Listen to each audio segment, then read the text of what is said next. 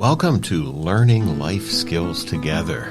This is our weekly community Zoom meeting where our guests help us to go deeper into the 4 life skills and open up a huge array of chances to practice them.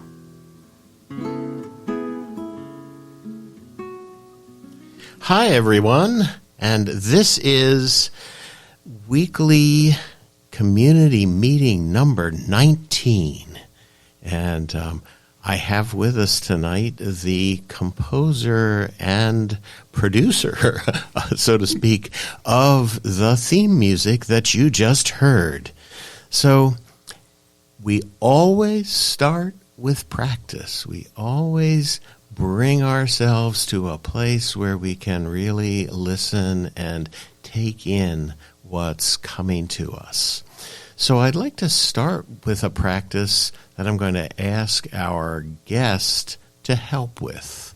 So we're going to do some attention practice, and it's going to be a listening practice.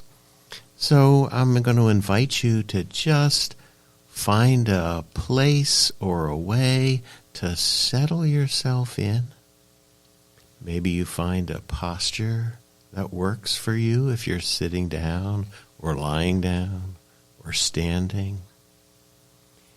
Maybe you want to close your eyes. Some people feel like they listen better with their eyes closed. Maybe that's not you, and that's okay.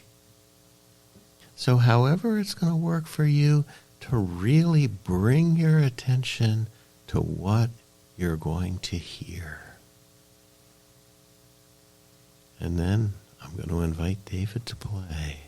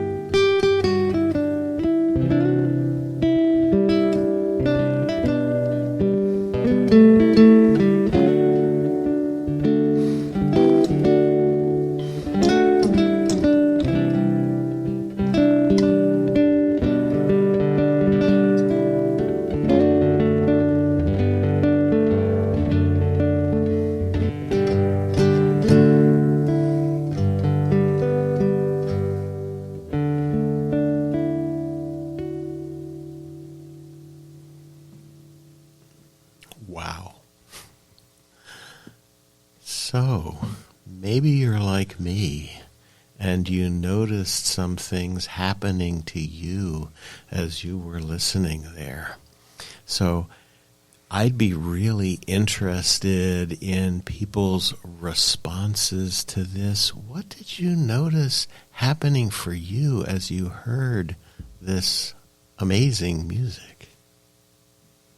Do we have some sense of people typing into the chat for us? I want to say that I was really settling down into what you were first playing. It felt light to me, and I felt like there was a lightness in me. And then another voice came in through the miracles of electronics. and just listening to that interplay there, my mind was going a little bit more than it had been. But at the same time, I was feeling that sort of lightness and a sense maybe of happiness. I don't know. Something like that. So that's how it was for me. How was it for you, David, when you were playing? Well, this is, for me, it's kind of a place that I like to go to.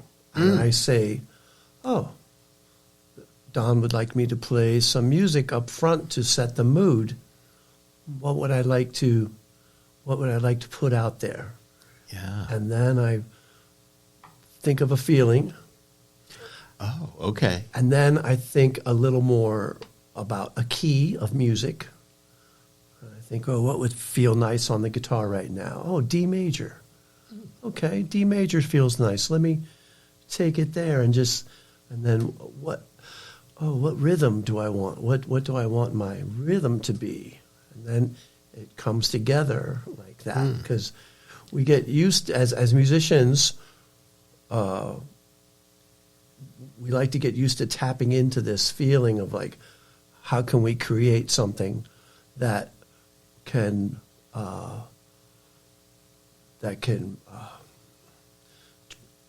bring feelings to ourselves and to others. Yeah. So it's kind of like you're sharing your feelings. I think we might have some comments here, David. So let's see.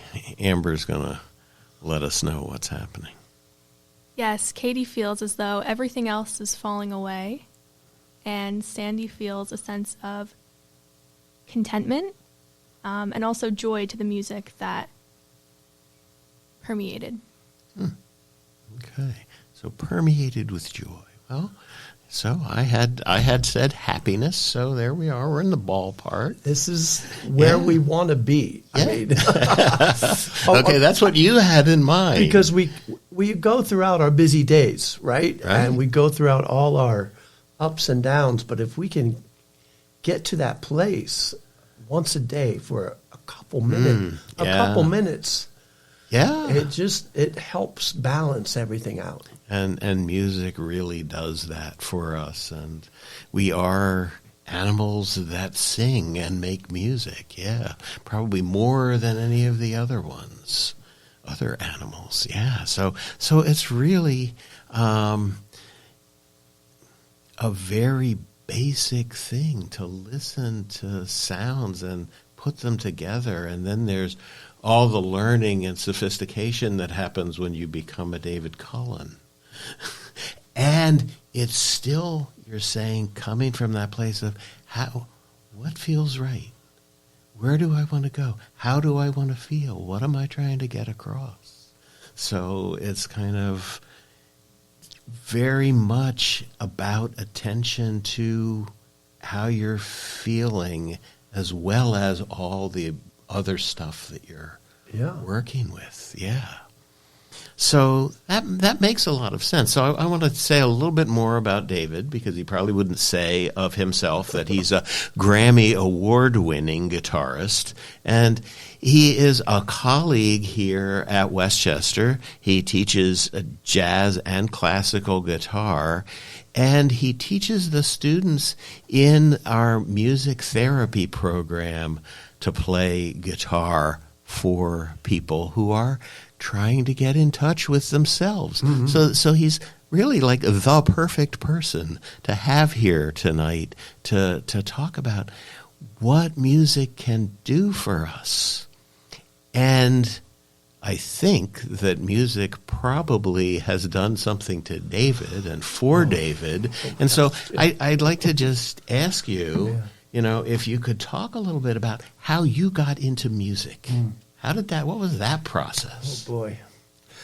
I'll try to keep it kind of quick. But okay. For me, I got into music at an early age, probably 4 or 5 years old, started singing songs that my mom and dad played around the house. They both played guitar, Ooh. Wow. folk Yeah. music. But by second grade, my mom started playing guitar, and I wanted to play guitar. And back in those days, we did not have YouTube, but we had something called public television. Mm-hmm. And there was a lady who taught lessons every week on public television. And I watched the lady with my mom in second grade, and I started playing the guitar because watching my mom and watching the lady on public television. And then I took the guitar out to the garage, and I started figuring it out. Yeah. And by third and fourth grade, I was playing. I was starting to sing more. But I also, just kind of going into the therapy part, why I believe in music therapy, partly because I was a stutterer, a very bad stutterer. And by the time fourth grade came around, I was stuttering very badly. Mm. And I had 5 years of speech therapy from sixth grade to about 10th grade. Wow. But all that time, music was helping me, and singing was helping me. Yeah. And it kind of helped pull me through all that stuttering. And music just was a nonverbal way of speaking. Yeah. Yeah. So really that sense of, let me check inside and see what I want to say. Yeah. And here's how I want to say it. And the hands go onto the guitar. Yes. And yeah. That's kind of how it happened. And then,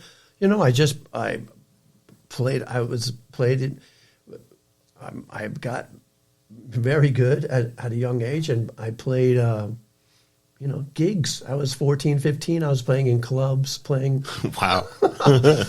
then I practiced classical. I went to the Hart School of Music for classical guitar. Mm. And then I also played in other bands, and I actually started teaching at Elizabethtown College when I was 22 years old, teaching guitar. Wow. To music therapy majors. To music therapy majors. Okay. At 22. Yeah. But all that time, I was also playing gigs and developing my own craft and working at it. I came down to Westchester University in about 1991, as a second guitar instructor, teaching the overflow. And I've been kind of here on a part-time basis, like 1 day a week, 2 days a week, since 1991. Wow. Since that time. Yeah. All the time, playing gigs, traveling. I toured with a group called Wyndham Hill Records. Mm-hmm. Oh, yes. And that was a very great experience. Got to work with wonderful musicians who are also very mindful.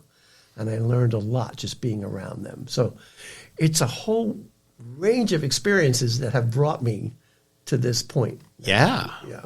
Definitely. I can see that.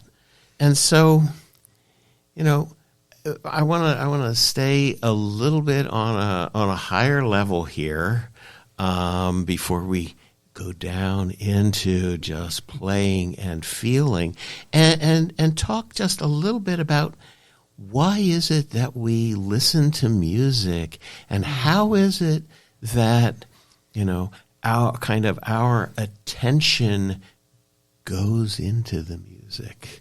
Because I think this is the important part when we're talking about learning the skill of attention. One of the things that I've always noticed and sort of remember is that when you're inside listening, inside of your listening, yes, that you're really paying attention. And I think that's available to all of us at whatever age we are. It is so available. And you don't have to analyze it. You just have to feel it. You don't really have to know what's going on. Yeah. You just have to know how it's making you feel. Yeah. Yeah. And this is the thing. if there's one thing that I'm hoping people are going to take away from, the explorations tonight, is that the skill of attention, the skill of checking in with yourself, being able to pay attention to what's outside, but also being able to pay attention to how you feel about what you've just paid attention to or what you are paying attention to, really helps us to grow and to understand ourselves and the other people that we're with, because we're making that emotional connection to ourselves. We feel what our feelings are in music, So when we were talking, David, just a couple of days ago, you brought up this term resonance when I was rattling on about attention, and I'm hoping that you can talk a little bit about that, and then we can explore. Oh, goodness. Well, we can talk. Well, we have a drum. So a drum resonates, right? You hit it and it vibrates, and right. Yeah. And the guitar is going to resonate. Now, well, I think what I meant when I spoke with you was that we actually resonate. We're part of that resonance. Yeah, that was exactly it. That's what I wanted to get at. Yeah. So when that drum resonates, boom, boom, way back, it's just, say, the Hopi Indians, a Hopi Indian drum. When they hit that drum, boom, that causes resonance. Inside us, within the Hopi Indians, they wanted some of that back in the day. Yeah, right. And so you can have resonance from a drum. You can have resonance from a guitar, right? So we can have resonance from rhythm. So if I'm playing something a little more rhythmic, I'm just playing.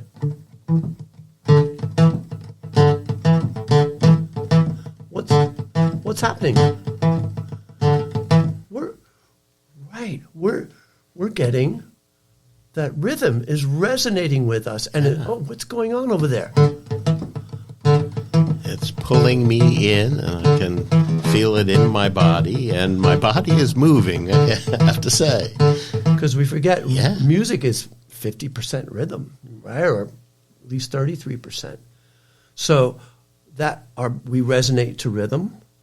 I want to go back to the idea of just notes resonating, because if we go back to this feeling of, music has been around for a while. Yeah, a little bit. So we didn't really just discover this. We are the animals that sing, yeah. So if you think of a pentatonic scale, right? The pentatonic scale's been around, during, pre-Jesus Christ, back in Japanese, Chinese.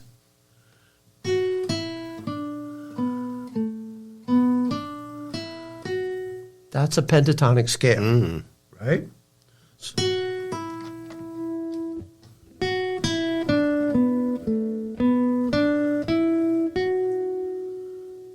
And already, that scale is maybe resonating with some of you out there right now. Yeah. And if I and what part of my early improv was,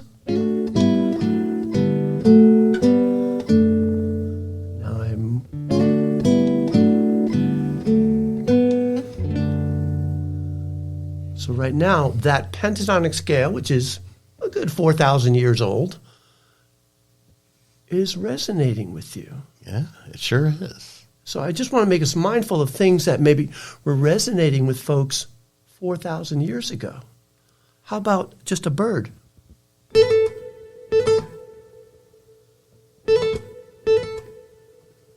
Right? Another bird. Yeah.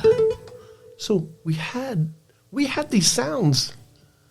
Yeah, absolutely. A long time ago is what I'm saying. No, So it's wonderful. We actually were talking about birdsong in the last podcast that we did, and talking about the fact that we not only, I think this is part of what resonance is.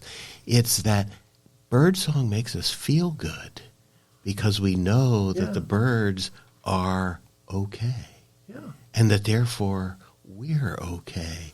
And so there's something just about what you played that gave me that sense. Before we move on, I just want to talk about one more aspect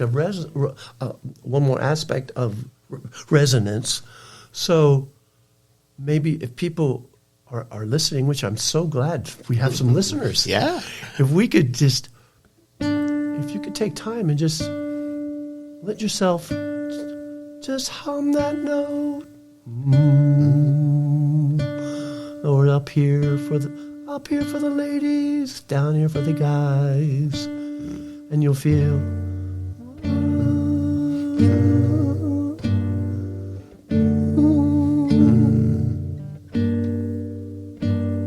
Right, just that going between two chords.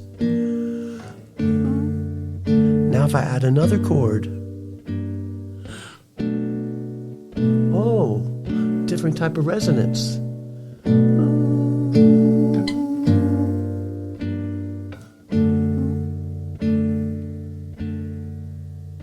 So see how just one note can resonate differently depending on what we're playing.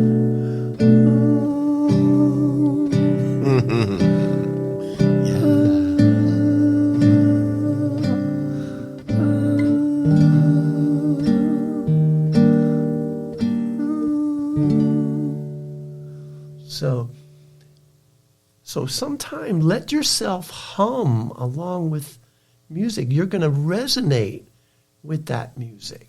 Yeah, so you're going to resonate sort of in feeling, but also directly in your body when you're humming. Well, it becomes, and it's not passive listening anymore. Yeah. Now it's really active listening. You can do it with humming a note. You can do it with just tapping your body on rhythms. If you're feeling a rhythm, tap it. Explore that feeling and that mindfulness of letting yourself go there. Yeah, yeah. And so this is an invitation to our listeners to do this while we're doing these explorations. So maybe we could look at a couple of different feelings, because music can really explore the whole gamut of our feelings. Goodness, yeah. So I'm just going to tune up, keep talking a little bit. All right. I just want to check. So my idea here is that we can explore this idea of resonance and this idea of feeling the music in our bodies, and maybe even making music, as you're saying, wherever you are. Maybe you're listening in your car or you're listening at home, and just see how you connect and how your body connects. Because this is, again, our definition of attention is paying attention to outside and inside. So what, do we have an emotion? Do we have a feeling? Do we have a suggestion from one of our listeners? I don't know. Maybe. Anybody? Let's see. While we're going on that, I just want to maybe talk about, I'm going to lay down a groove. Okay. And we can ask, how does that make you feel? Yeah. All right. You know? So here's a little groove, okay? Okay. All right. I'm ready. Here we go.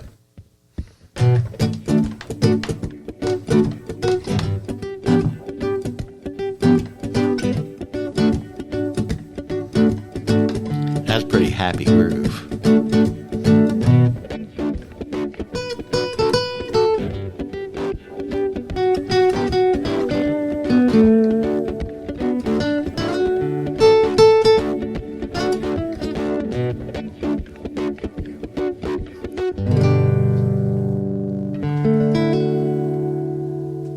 Okay. Well, that got me sort of bobbing my head and smiling Because we had the rhythm going. because there. we had that rhythm happening. Yeah. Yeah. And there was something about the notes that you chose that really lifted me up. Yeah. Yeah. We're just double checking our levels here for a second. Should I come down again? I don't know what actually changed. Remember, we're coming to you live.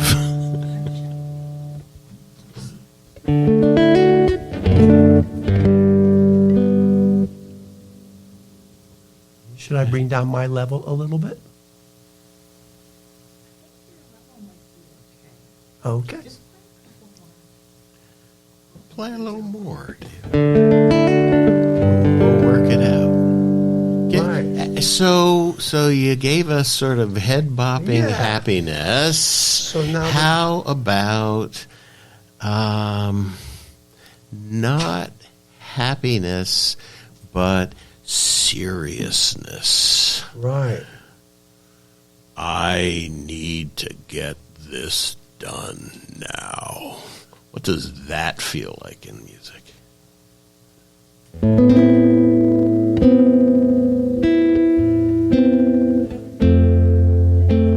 Okay. I'm feeling heavier.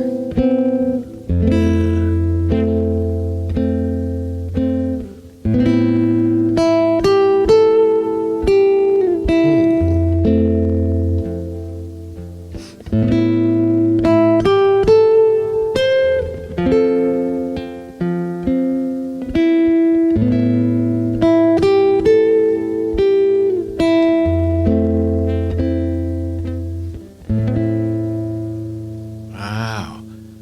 I was sort of pulling myself along in that, especially towards the end there. I was feeling like I was working.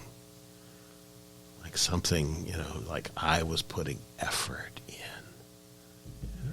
I don't know what our listeners were feeling. If they, anytime, guys, you want to type something into the chat and let us know what's going on, let us know. I think maybe people have been doing that. Yes, we have more than a few comments in the chat. So the first tune, Julius says it was like a blissful journey. And the second one was more of a somber feeling. Mm-hmm. And we have a request for something excited and also something pensive. Right. Okay, excited and then pensive. And also relaxed. Wow.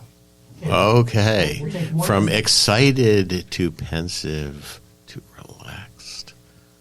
All right, big orders. And okay, let me just double check this thing one more time. I almost want to hook up my other guitar for that, but because we'll do it on this guitar. Okay. Let's see. Something exciting. Something exciting. Oh my goodness.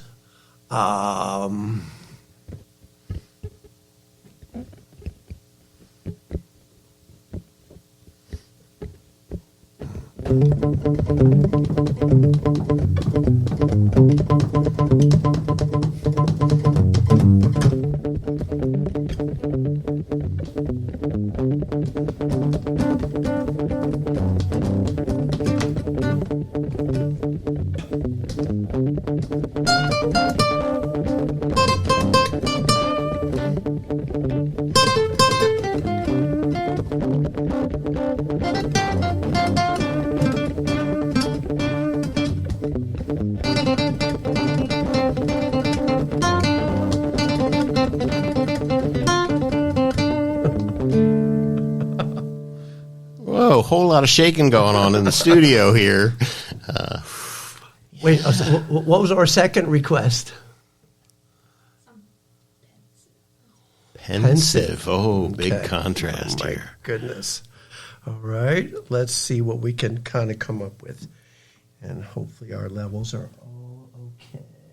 So take some time to check into what the excitement did to you. I don't know why we get. I actually feel flushed. So there may be something going on with you after that. Yeah, I think you need to come down and like a lot, actually. Yeah, sure, as low as you can go, but still get a signal. Yeah.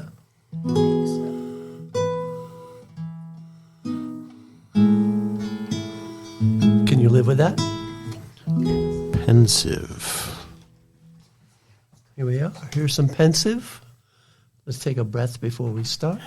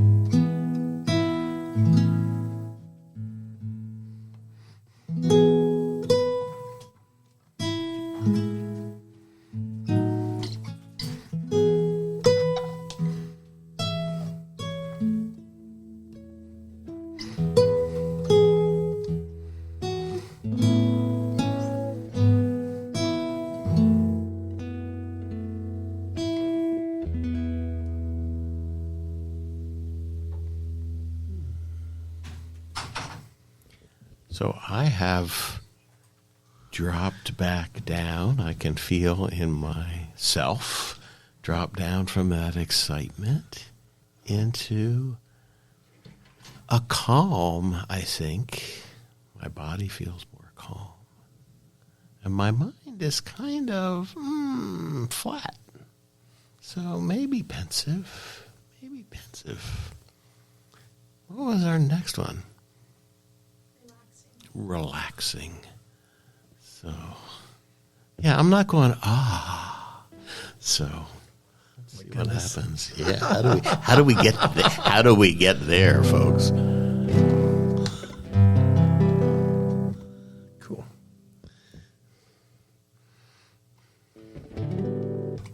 Let's see.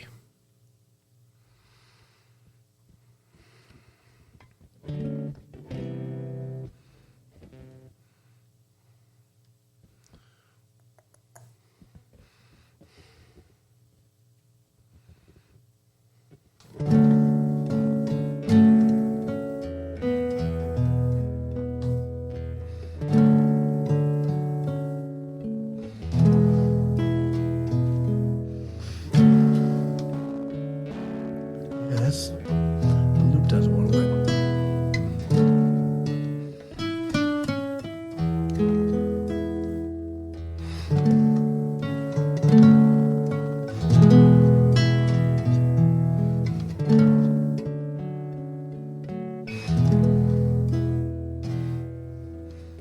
I'm just staying with that part of because we know what the expectation of those two chords. And it can be partly with the breathing in and out. And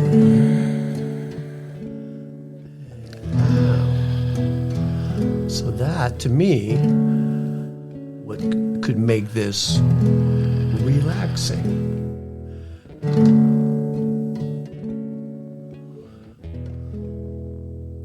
Yeah, that letting go at the end. So, if the folks who requested those wanted to comment, that would be great.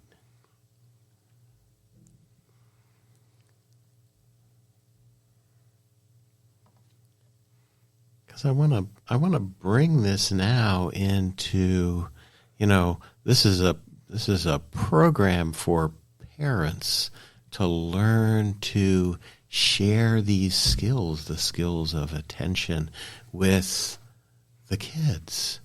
And so it's like what we've been doing has really been kind of, for adults, it's been a discussion that's, got some intellectual parts to it. And I'm wondering how we as parents, grandparents, carers, as we like to call them, can do this with the kids.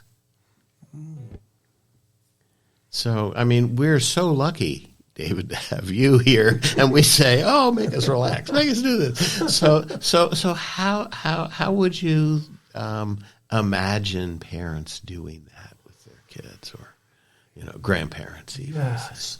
So, music, we can have different goals in music. So right. Let's talk about let's talk about the first. What would a specific goal? So really, just this overall goal of having the kids notice what's happening outside, but then notice how they're feeling and where they're feeling it in their body. Because that's our sort of gateway into understanding our emotions. We call them our feelings because we feel them. Yeah. To me, a very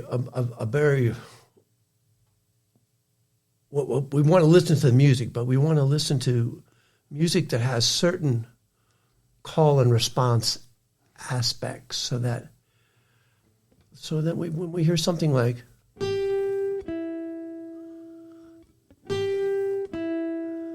right, we have to think of a song that might have that. What might have that?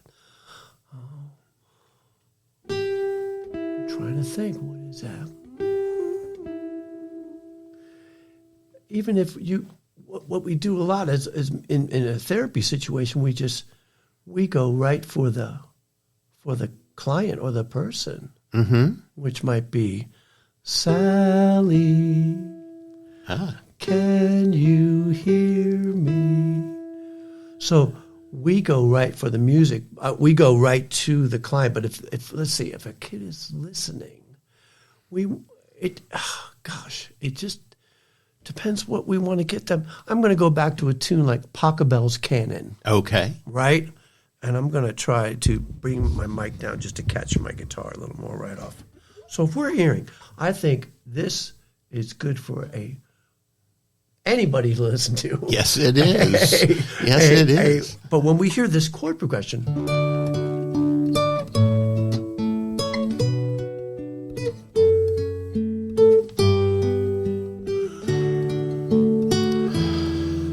we hear this scale coming down. We hear the accompanying chords. Already the expectation has been built in. It's an 8-measure phrase, so we can ask. I think Pachelbel's Canon is a great tune to play 4 or 5 or 6-year-olds, and get them to slow down, and they can listen to 8 measures, and every time it comes back around, and they can get familiar with how they feel through that progression. I think that's, if I had to say something, experiment with Pachelbel's Canon. Yeah. So any recording, there's a million of them. You just another good tune to experiment with. Are we talking grandparents with their? Yeah. I love 3 Little Birds by Bob Marley. Because we have rhythm, right? Yeah. Don't worry about a thing. Every little thing gonna be alright. Good words for anybody. Yeah. How does that make them feel? Yeah. Don't worry about a thing, 'cause every little thing gonna be alright. the grandparents could ask the younger person, hey, how does that make you feel? This is what music therapists do. We talk about feelings, and we talk about expressing yourself. Yeah. You know, how are you feeling right now? You know, how is the child feeling right now? Oh, I'm feeling pretty good. It's a place you want to start matching those feelings, Right. and then work from there. Yeah. Yeah. Okay. So cool. So one of the things is that you are a musician, and so you make music yourself, and you make music on demand, as we found out. So, can you reflect a little bit on why people should make music and maybe how you get started? So we heard your story. My story, the music came because I had troubles talking. Yeah. So I needed another form of expression. Yeah. And I think really it's great to get involved with your school music programs. Just start. That's why music education is in the curriculum. Yeah. It's there. It's there for you, students to take advantage of at an early age. So this sort of relates to one of the main themes that we've had across our community meetings so far is that we want our children to have a big vocabulary around their feelings, because the more you can express about your feelings, the easier it gets to work with them yourself, and the easier it gets to communicate with your parents and the people that, you're with. And so music, it seems to me, is another addition to our vocabulary. It's teaching us things about emotion, about feelings that we might not run across just in talking to each other. In feeling music, describing how you feel about it, for sure. And in playing with, if we're talking about young people right now, young people playing with other young people in a musical situation is so good. But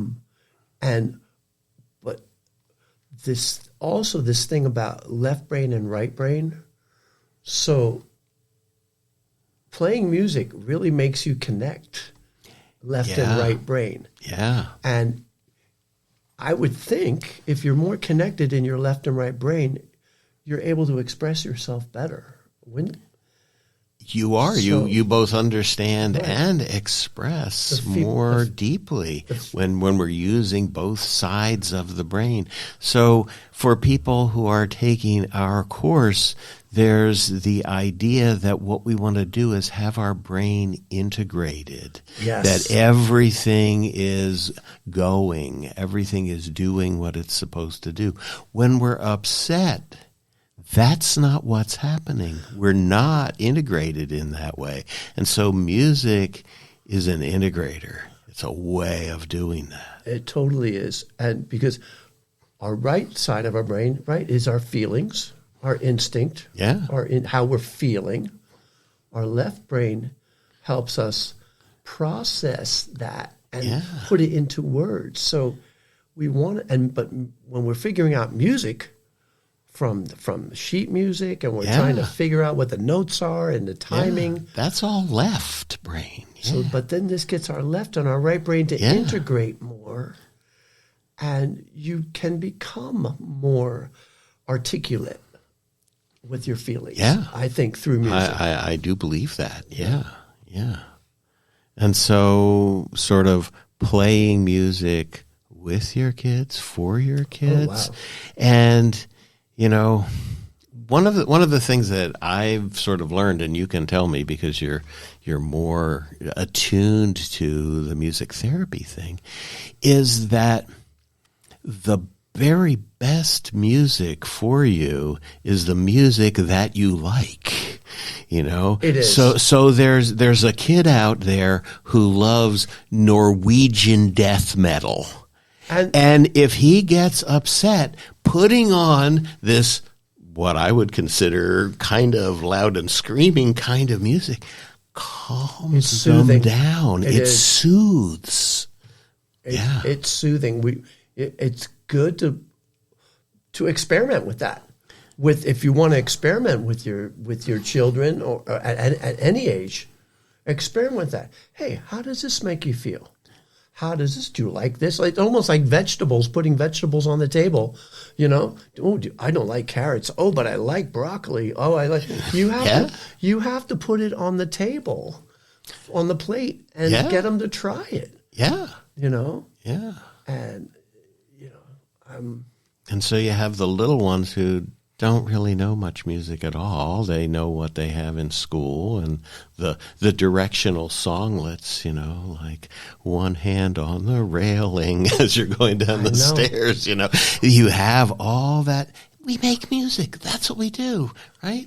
And so to expose the kids to all kinds of things is great.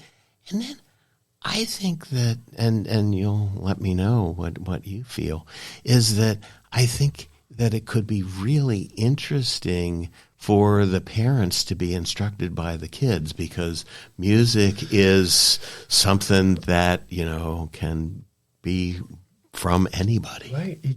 You can really have a good discussion, I think, about how does this make you feel? How does that make you feel? If I could take 1 minute. And, please take as many minutes as you'd like, Dave. If we're talking about, I'm kind of going back to a song that I know my kids sang in, I think, nursery school. Okay. And because, I mean, we do want to give kids a sense of self-confidence. Yes. A sense of that they're in control. We have to monitor that. Absolutely, yeah. But there was a song, it's called All About Me. Okay. All about me, I'm singing. All about me. All about me. I like my toes. I like my nose. And the thing goes on, but the kids start singing this simple song, all about me, I'm singing, all about me. And I remember that tune opening up some kids. I remember them wanting to sing that. Yeah. They felt that resonated with them at that age. Yes. You know? So I just wanted to take that little little diversion there for a second. Yeah. But you're totally right about, though. Have that discussion with the kids. Play them that Norwegian death metal. Play them some African folk music. Play them some Japanese, flute music. Ask them how it feels. It's so easy now. Go on to Spotify and just pull something up. It really is simple. It makes it kind of fun. And if that's what we're looking to have, a little moment of engagement. And it doesn't have to last long. That's our theme. It's 10 minutes. It doesn't have to last long. It doesn't. It's a quick 5-minute, 10-minute little mindful moment. Yeah. So we have some comments, I think. So Amber, tell us. Julius is wondering, what would be some effective ways to introduce creativity in music to children? Any suggestions? Creativity in music. So having them actually compose, make music. Well, it's never too early for piano lessons. And so, because we do need a certain amount of, we need an instrument. It helps to have an instrument, first of all. So I would say start with piano or a keyboard. You can buy a little electronic keyboard. And also takes part of the parents to start doing what I call call and response. So that's when I'm going to come back to that other interval thing. So if I'm sorry, what was her name? It's Julius. Julius. So to spark creativity in their kids, right? It's a two-way street. How do you get your kids playing basketball? How do you have to play catch with them? You have to shoot basketball with them. So you have to do music with them. So now Julius might want to take one of those 4,000-year-old intervals and just sing, hello, how are you? Conversation. Then the kid maybe goes, I am fine. So are you. You know, you start this simple, that interval is almost a talking interval. So I think it starts with that. It starts with rhythm. So, hello, how are you? Because now what we have to do, I have to stop and I have to clap my hands in time. Hello, how are you? Now we're actually in rhythm and we're singing an interval. So, and if we're doing it with our mother or our father, we are feeling so safe right now. We're feeling just safe. It's back to the birds and back to resonance. Yeah. And it's like, you're throwing that ball for the first time. You're throwing that little ball back and forth for the first time. And then you're throwing music back and forth for the first time. And so as to Julius's question, and then do you change it up? Do we change? Yeah. Hello, how are you? And then the next time it comes around, do we want to go? Can it go? I am fine. So are you? We take it down lower. Hello. Yeah. Then. Yeah.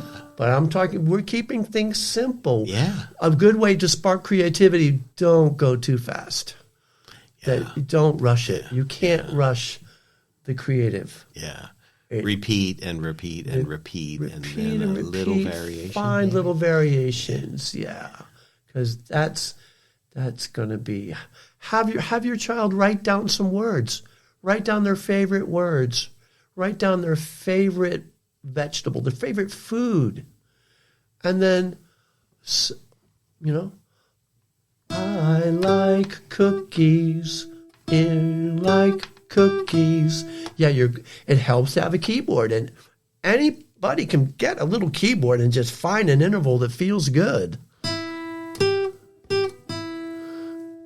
And have them write down words that they like. I did something years ago back in the Reading School District called Blues in the Schools. It was an after-school program where kids didn't have any place to go. They stayed after school, and we did blues lyrics with them. Oh, yeah. Blues lyrics form is AAB, 12 bars, 3 lines of lyrics, right? Yeah. And we had 5th graders to 8th graders write their own blues lyrics. And we put,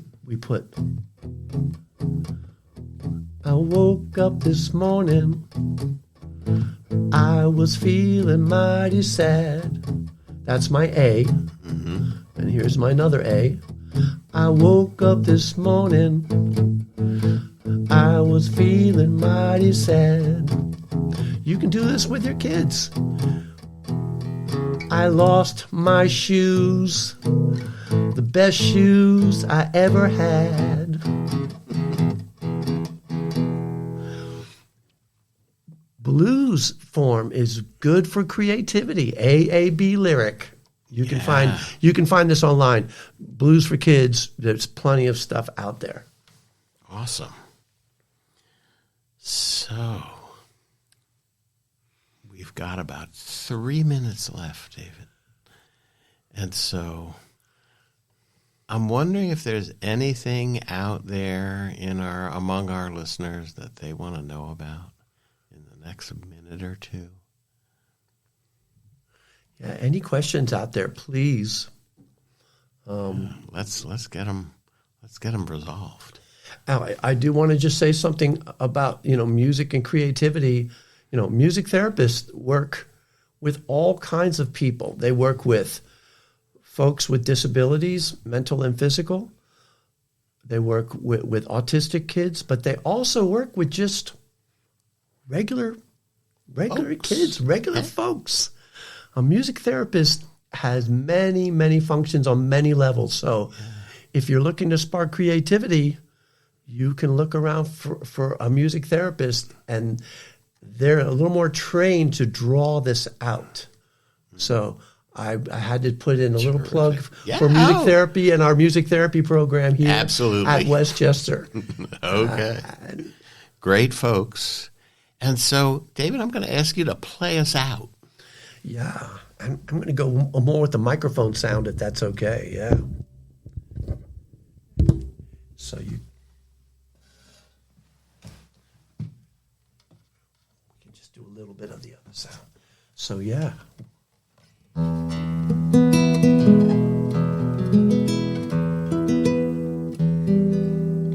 Well, thanks everyone for listening. Thank you so much, David.